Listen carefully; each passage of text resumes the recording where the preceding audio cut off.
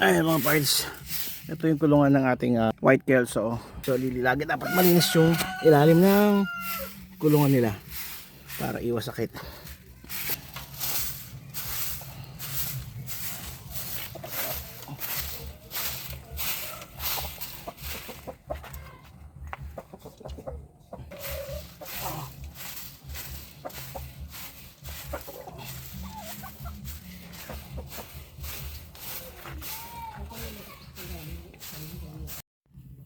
Ito yung kinuha nating sinunog na ipa doon sa solar dryer ng barangay. So libre lang to mga parts.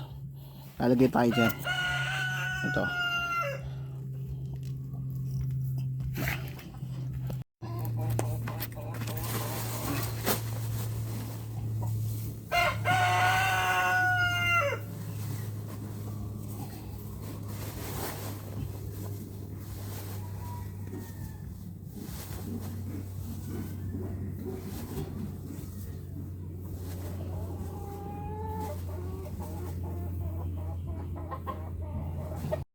Ito mga parts, lagyan na natin yung ilalim ng kulungan ng ating white kelso.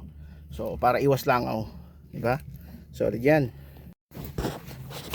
Next dito sa ating mga kulungan ng rooster. Let's go.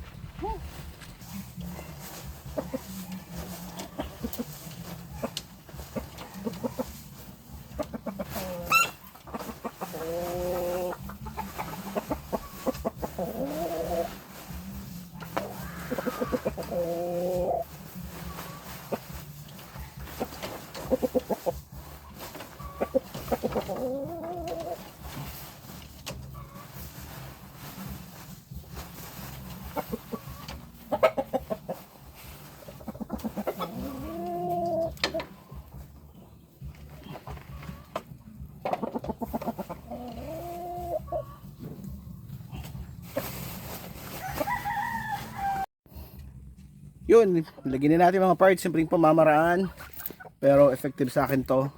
So far yun, makakaiwas ka na sa langaw, makakaiwas ka na sa amoy ng ipot, makakaiwas ka pa sa reklamo ng kapitbahay. So yun lang mga parts, maraming salamat sa panonood. God bless, ride safe, happy farming.